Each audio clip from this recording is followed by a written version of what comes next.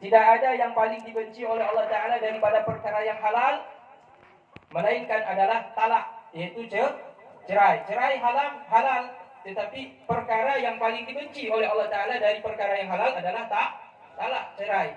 Jadi cerai ini adalah pintu keluar paling kecil bagi mereka yang berhubungan, yang melaksanakan pernikahan. Jadi bagi orang-orang yang melakukan pernikahan, pihak demikian juga hakim yang digugat cerai, hakim yang diajukan pengajuan gugatan cerai, semestinya mereka mengajak kepada masyarakat itu supaya berdamai. Jangan memprovokasi kedua belah pihak untuk bercerai. Jadi dianjurkan kepada kedua pihak suami istri agar mereka lebih mementingkan kebersamaan daripada perceraian. Tetapi bagaimanapun kadang-kadang dalam pernikahan itu ada hal yang tidak bisa untuk dihindarkan, sehingga tidak terdapat di dalam pernikahan itu kedamaian. Tidak didapatkan lagi dalam pernikahan itu ketenangan. Yang ada tinggal penderitaan dan kesusahan setiap hari. Maka jalan solusinya dibukalah pintu kecil, yaitu dengan cara talak, yaitu dengan cara cerai. Tapi talak itu bagi kaum laki-laki, sementara bagi kaum perempuan dibolehkan melalui jalan yaitu khulu. Khulu artinya permohonan cerai dari perempuan, tapi dengan tebusan, bahwa perempuan ini meminta cerai kepada suaminya, tetapi kemudian minta ditebus.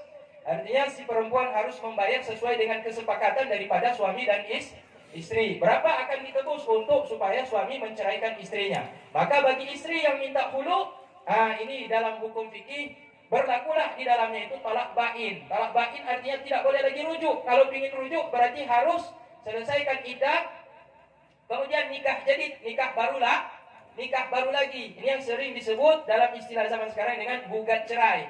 Tapi tidak semua gugat cerai itu masuk di dalam khulu. Ya, karena ada gugat cerai tanpa tebusan.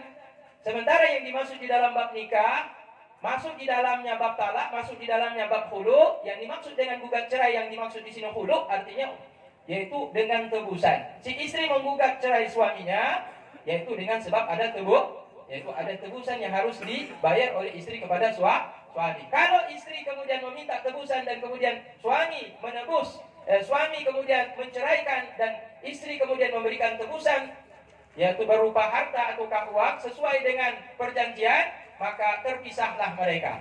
Cuma yang terjadi perbedaan di sini, ketika terpisah maka tidak boleh lagi ada rujuk di situ, kecuali boleh dengan yaitu nikah jadid, nikah baru. Ya, hati-hati kalau ibu-ibu sering meminta cerai kepada suami.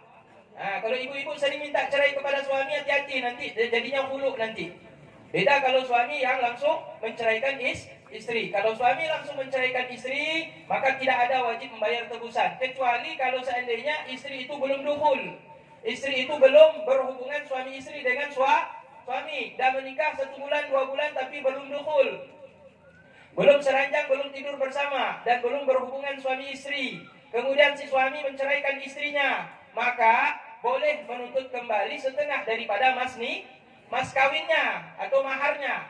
Misalkan tadi dibayar mas kawinnya 20 mayam, maka ketika suami menceraikan istrinya, boleh minta kembali yaitu setengah daripada mas kawinnya. Berapa? 20 mayam kembali 10 mayam. Kenapa? Karena tadi belum dukhul, istri belum dukhul dengan suami. Kenapa? Wajib kembali setengah. Kalau suami menuntut, wajib dikembalikan setengahnya. Kenapa? Karena istri belum mendapatkan kelezatan daripada suami belum mendapatkan kelezatan daripada istri. Nah, beda kalau seandainya baru menikah kemudian langsung dicerai. Di kitab Mahali ini disebutkan. Nah, ini kita jelaskan sedikit, Mak, ya. Biar jangan monoton, karena di sini ada yang ahli kitab, ada yang tidak ahli kitab nih. Ahli kitab versi yang dalam Al-Quran maksudnya Yahudi dan Nasrani, bukan.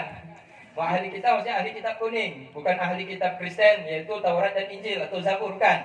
Ini maksud ahli kitab kuning di sini, banyak di sini. Tapi ada juga sebagian masyarakat yang tidak ahli kitab. Bukan tidak ahli kitab berarti Buddha dan Hindu, bukan. Mungkin mereka tidak mengerti membaca kitab kuning. Maka sebagian kita jelaskan secara global, secara seperti tadi, seperti penjelasan tadi. Tapi kita masuk sedikit dalam kitab. Bismillahirrahmanirrahim. Kitabun nikah. Bermula ini itu kitab nikah, ay at-tazwij. Jadi sinonim daripada nikah itu at-tazwij. Makanya ketika orang menikahkan itu, kalau menggunakan bahasa Arab, 2 lafaz yang boleh dipakai adalah nakaha dengan zawaja. Asal kata daripada angkahtuka dan zawwajtuka.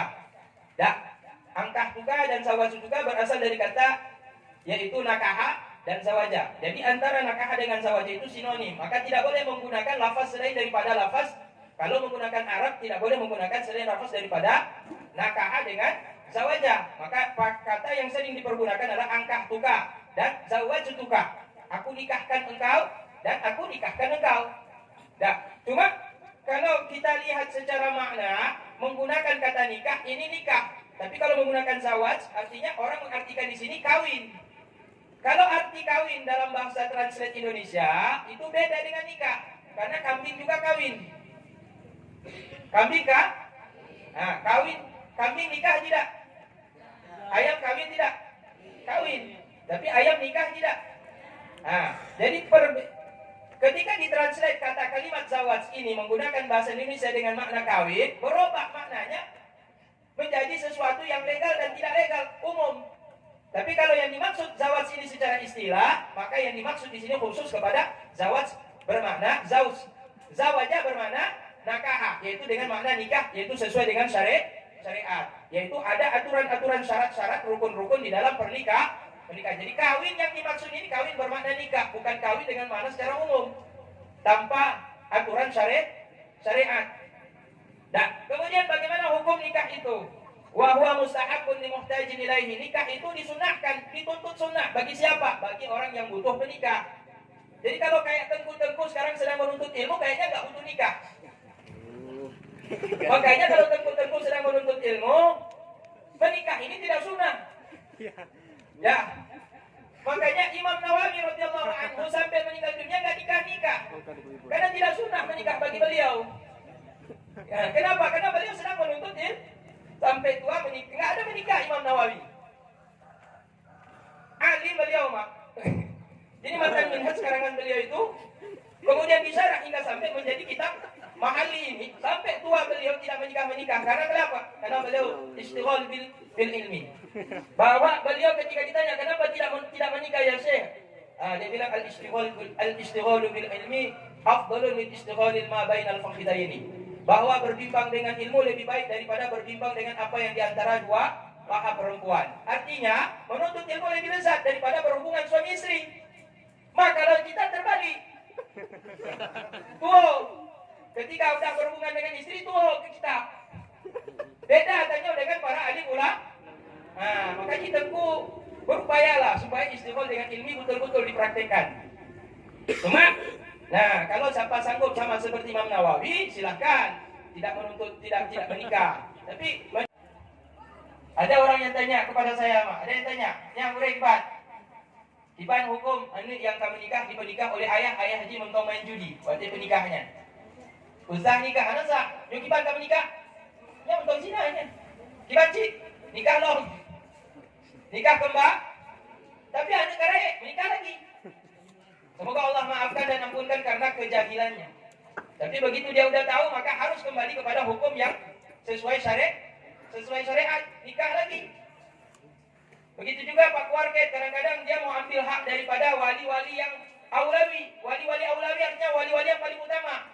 Urutannya sudah dijelaskan dalam kitab-kitab berdasarkan teks-teks nas Al-Quran dan hadis. Bahwa wali yang paling pertama adalah ayah. Yang kedua kakek, turun kepada abang, turun kepada adik, baru turun kepada pakcik, kemudian kepada anak pakcik, baru turun kepada Warket. Yang praktek zaman sekarang kalau kita lihat langsung Warket, dari ayah turun ke Warket. Ya, Mak, Ibu, memang begitu, prakteknya seperti itu kan? Langsung Pak KUA yang kasih nikah kan? Anda boleh, tidak boleh Pak KUA langsung ambil hak begitu.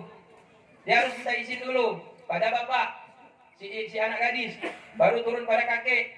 Kakek nggak bisa juga, turun kepada abang kandung. Abang kandung berapa orang? Abang tertua, abang kedua, abang ketiga, minta izin semua. Baru turun pada adik, nggak ada adik, kepada pakcik paman. Baru turun pada anak paman. Baru turun pada wali yang tidak ada wali yang tidak ada wali. Kalau semuanya mengundurkan diri daripada kewalian untuk menikahkan si anak gadis, baru turunlah kepada si wali yang tidak ada wali. Siapa? Hakim. Dan dalam hal ini itulah Warket, Pak KUA. Pak, ada Tengku Sago menikahkan juga. KUA memberikan hak kepada si Tengku Sago. Tengku Sago dapat jaminan dari mana? Daripada keluarga. Tengku Sago pun tidak boleh menikahkan secara langsung. Tengku Imam tidak boleh menikahkan anak gadis orang tanpa seizin dari keluarga. Dan keluarga harus ada izin daripada wali yang sah, wali aulawi, wali yang paling utama sesuai urutan yang ditentukan oleh syariat. Nah, zaman sekarang banyak yang dilangkah-langkahi karena ketidakmengertian baik pihak keluarga Tengku Sago maupun masyarakat dalam pernikahan. Jadi kamu mak. Nah, jadi jangan dulu langsung loncat pagar, tanya dulu. Ya Mak ya, dalam siapa yang mau kasih nikah nih? Abang ada, ayah ada, ayah. Ragu, ucap kabul ragu, ada carong. Walaupun jarang masih, tapi ragu ayah untuk pernikahan ini Ji. Mudah Ji. Kadang lebih gemetar ayah daripada calon mantu. Maka diserahkanlah kepada kakeknya lebih gemetaran. Tolong. Jadi kasihlah sama abang. Abang pun nggak mengerti untuk mengucapkan lafaz, sampai dihafal sering lupa. Turun ke adik begitu juga lebih parah. Turun pakcik pun ragu-ragu. Akhirnya jatuhlah ke. Atau kalau mereka sudahlah kami nggak sanggup, kasih aja sama keluarga. Udah sah berarti sudah dapat wewenang keluarga untuk penikah anggapnya dengan wakilah tadi. Kalau juga keluarga berhalangan baru jatuh kepada imam. Dah, imam kampung.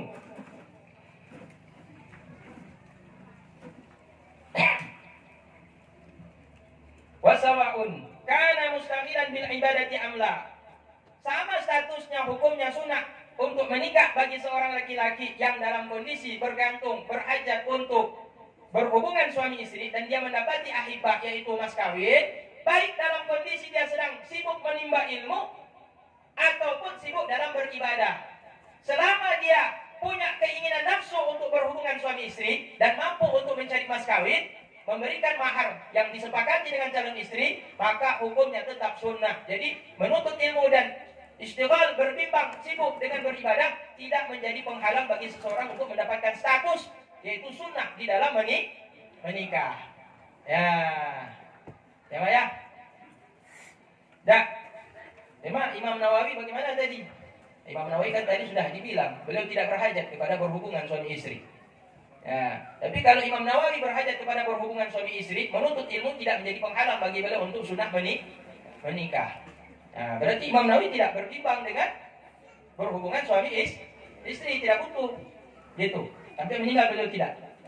Dah. Fa'in fakidaha ustuhibba tarkuhu. Andai kata dia tidak mendapati ahibah yaitu mahar tadi, disunahkan akan dia meninggalkan nikah. Kalau seseorang laki-laki punya keinginan gejolak nafsu untuk berhubungan suami istri, tapi tidak mampu untuk membayar mas kawin. Nah, maka di sini hukumnya apa? Disunahkan bagi dia tidak menikah. Jadi bukan sunnah menikah, malah sunnah tidak bernafsu, tapi tidak mampu untuk bayar mas kawin. Maka hukumnya di sini berlaku sebaliknya. Bukan sunnah menikah, tapi sunnah meninggalkan pernikahan. Bagaimana juga dia untuk mengendalikan nafsunya? Wa yuksaru syahwatuhu bisawm, dan dipecahkanlah akan syahwatnya itu dikontrol dengan cara berpuasa. Jadi dalam Islam ini dikontrol, bukan dimatikan. Karena kalau dalam agama Kristen itu boleh dikebiri. Sehingga ada sebagian pastor itu kemaluannya itu dikebiri. Ada biji kemaluannya itu itu dihilangkan Namanya kebiri. Itu berlaku pada masa Fir'aun. Di masa Fir'aun itu, laki-laki yang menjadi penjaga wanita-wanita di istana, putri-putri Fir'aun itu dikebiri. Jadi biji kemaluannya itu yang buah kelereng 2 biji itu dihilangkan. Sehingga tidak bisa kemudian bangkit. Burung tidak bisa terbang bagaimana? Jadi otomatis aman. Maka laki-laki yang menjaga di istana Fir'aun, yang menjaga putri-putri Fir'aun itu aman. Karena kenapa? Dia tidak ada bernafsu lagi, hilang Maka sebagian pendeta-pendeta itu ada di kalangan mereka yang mengatakan bahwa kesucian itu dengan cara seperti itu, sehingga kemudian mereka tidak berhubungan suami istri. Tapi di dalam Islam itu tidak dibolehkan. Yang dibolehkan dalam Islam, kendalikan hawa nafsu kalian, kontrol gejolak nafsu kalian. Maka bagaimana cara mengontrolnya itu? Bisomi, dengan cara puasa. Maka Rasulullah ini ajaran Islam ini sangat sesuai dengan tabiat manusia, tidak mematikan nafsu tetapi mengontrol nafsu. Irsyadan, sebagai petunjuk. Qala sallallahu alaihi wasallam, bersabda oleh baginda Nabi Muhammad sallallahu alaihi wasallam, mimma rawahu Syekhani, daripada hadis yang telah meriwayatkannya oleh dua syekh yaitu Bukhari dan Muslim.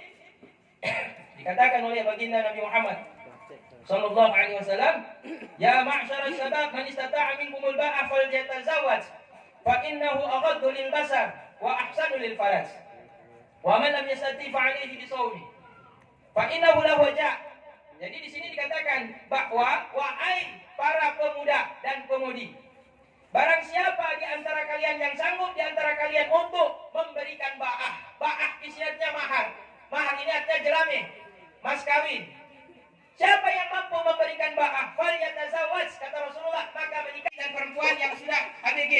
Mereka jalan udah sama seperti orang tes sepatu di toko. Tes sepatu di toko. Pernah lihat orang pakai coba sepatu mau dibeli, belum tentu dibeli, tapi udah terlanjur dipakai.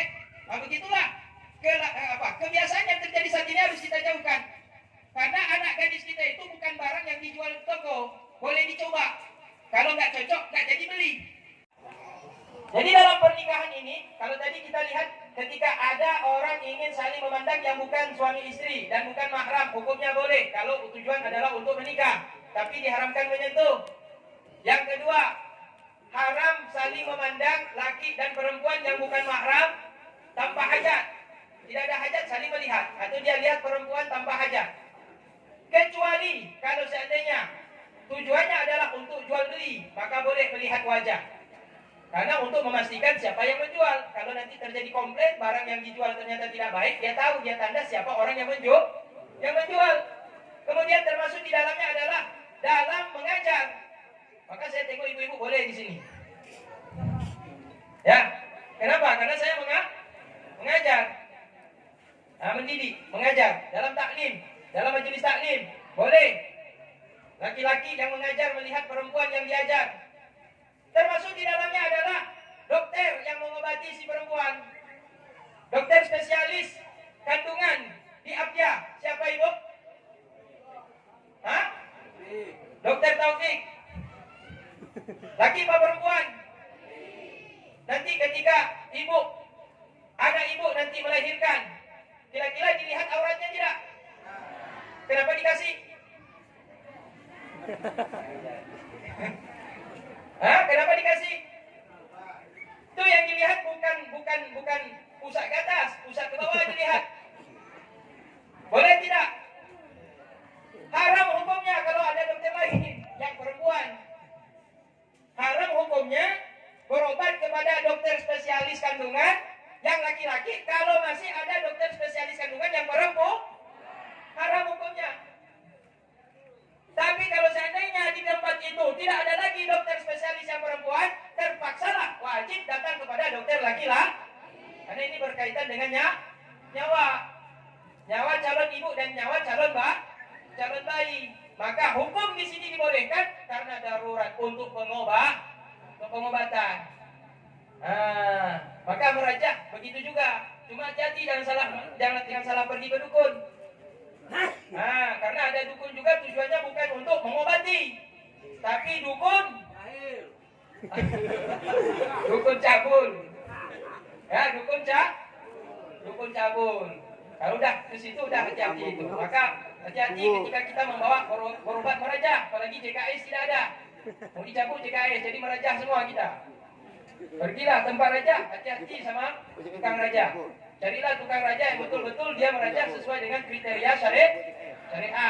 Dia menjaga aurat, dia menjaga kesopan santunan. Nah, itu hukum di dalam memandang. Kemudian, wa man lam yastati' fa 'alaihi bisawm, dan barang siapa yang tidak mampu untuk berpuasa, barang siapa yang tidak mampu untuk mengeluarkan ba'ah, mengeluarkan mas kawin, maka wajib di atasnya itu mengontrol nafsunya untuk berhubungan itu dengan cara berpuasa. Kenapa? Wajah. Karena puasa itu menjadi obat penawar bagi nafsu yang bergejolak, sedangkan tidak mampu untuk memberikan mas kawin. Jadi anak-anak kita tuh kalau nampak mereka sudah punya keinginan untuk menikah karena bernafsu, ingin berhubungan, tapi dia tidak punya kemampuan untuk memberikan mas kawin, apalagi mas kawin calon istrinya itu sampai 50 mayang, maka suruh dia berpuasa. Sambil dia bekerja mengumpulkan sedikit demi sedikit untuk bisa membeli yaitu mahar atau mas kawinnya. Dan maka ibu-ibu, kalau seandainya anak-anak gadis kita dengan calon suaminya ini sudah punya keinginan untuk menikah dan nampak bahaya, maka turunkanlah mas kawinnya, turunkanlah maharnya, turunkanlah itu perubahan nafsu anak tuh udah mulai tertarik dengan lawan jenis. Ketika dia udah mulai puber tuh lebih dikontrol oleh orang tua, harus ada lebih perhatian. Dan aina fi wali syahwati, artinya itu bisa menolak bagi syahwatnya. Wal ba'atu bil mad, dan ba' itu dibaca dengan mad, dengan baca panjang, dengan alif, artinya mu'anun nikah. Tumu'nun nikahi. Dak. Mahar mas kawin atau dalam mas kawin nikah. Fa in lam tangkasir bisaum la yaksuruha bil kafur. Maka kalau tidak mampu dia mengendalikan syahwatnya dengan puasa, tidaklah boleh dia mengendalikan dengan obat-obatan. Kafur di sini termasuk dalam obat-obatan. Dia menggunakan obat-obatan untuk mengendalikan hawa nafsu. Maka dia pakailah heroin, dia mulai pakai sabu, dia pakailah ganja untuk menghilangkan pikiran yaitu berhubungan suami istri, menghilangkan nafsunya. Maka dia pakai obat-obatan di sini. Dan seumpama daripada hal tersebut yang dampaknya justru memperburuk kejiwaan orang tersebut. Dan bal yatazawwaj, akan tetapi dibolehkan dia itu untuk menikah. Ini bal yatazawwaj ini bal istidrak ya. Bal di sini istidrak. La yaksuruha bil kafur wa nahu bal yatawazat. Tidak boleh dia menghancurkan nafsunya itu dengan syahwat, akan tetapi seharusnya justru sebaiknya dia menikah meskipun tidak disunahkan, karena kalau dia tergelincir dalam obat-obatan justru jatuh di dalam perbuatan dosa. Dianjurkan puasa, dia tidak bisa kontrol juga dengan puasa. Udah puasa tapi tidak bisa juga dikendalikan, akhirnya lari ke obat-obatan. Kalau udah lari ke obat-obatan, justru sebaliknya harus mestinya dia itu menikah, karena nggak bisa lagi terkendali. Puasa nggak bisa kendali, akhirnya dia coba pakai sabu, pakai ganja, pakai narkoba, minum minuman keras untuk melupakan si perempuan. Maka disinilah wajib bagi dia untuk menikah, karena dia tidak bisa mengendalikan nafsu meskipun tidak disunahkan, karena tidak punya kemampuan untuk membayar mas kawin. Fa in lam yahtaj ilaihi, maka jika tidaklah berhajat oleh si laki-laki kepada watak, kepada berhubungan suami istri, bi an lam tattaqi nafsuhu ilal watak, dengan bahwa tidaklah bergejolak nafsunya untuk melakukan hubungan suami istri, kurihalahu, dimakruhkan baginya untuk menikah. Makruh menikah. Jadi tidak selamanya nikah itu sunnah hukumnya. Kadang-kadang nikah itu dibenci oleh Allah Ta'ala. Kenapa? Karena dia tidak bernafsu, belum bergejolak nafsunya untuk melakukan hubungan suami istri. Dan saatnya kapan? Infaqilal ahibbata, kalau tidak mendapatkan juga ahibbah. Artinya dia tidak mendapatkan mas kawin, tidak mampu untuk mengeluarkan mahar, sementara dirinya juga tidak bergejolak nafsunya untuk melakukan hubungan suami istri, dipaksa juga nikah. Makruh hukumnya menikah si laki-laki tersebut. Jadi tidak selamanya nikah itu hukumnya sunnah. Nikah hukumnya sunnah tadi kondisinya kalau bergejolak nafsu untuk berhubungan suami istri dan mendapatkan mas kawin, maka hukumnya sunnah. Hukum yang kedua, hukum menikah ini wajib hukumnya. Kapan wajib hukumnya?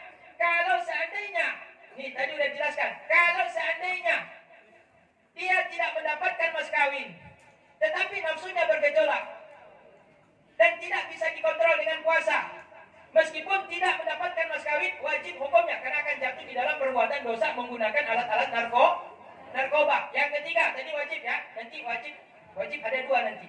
Ada penjelasan yang kedua. Saya jelaskan aja langsung. Wajib yang kedua menikah karena nazar. Ya, bergandengan tak. Kemudian naik ke Jabal Rahmah, tempatnya bulan madu, Siti Hawa dan Nabi Nah itu baru mantap.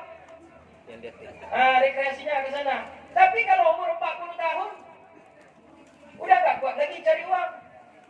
Maka yang dianjurkan di sini siapa? Yaitu pemuda. Dah, cuma saya kadang